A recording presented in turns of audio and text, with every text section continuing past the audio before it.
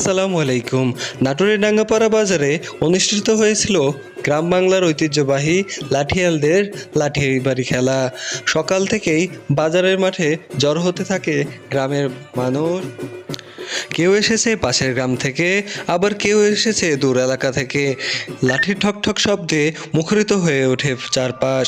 দুই দলের খেলোয়াড় মুখোমুখি দাঁড়িয়ে লাঠি ঘুরিয়ে শুরু করলো দারুণ সব কৌশল। একজনের আঘাতে অন্যজনের প্রতিরোধ, এ যেন ছন্দে বাঁধা এক পুরনো শিল্প। অন্যদিকে দর্শকেরা চিৎকার দিচ্ছে, উৎসাহ দিচ্ছে, আনন্দে ভরে গেছে বাজার চত্বর। বয়স্করা বলছেন এই লাঠি খেলা একসময় ছিল গ্রামের গৌরব, এখনও সেই ঐতিহ্য বাঁচিয়ে রেখেছে এই দেশের তরুণ প্রজন্ম। লাঠিয়ালদের লাঠিবাড়ি খেলা আমাদের গ্রাম বাংলার ঐতিহ্য, ইতিহাস। গ্রাম বাংলার এই ইতিহাস বেঁচে থাকুক যুগ যুগ অনন্তকাল।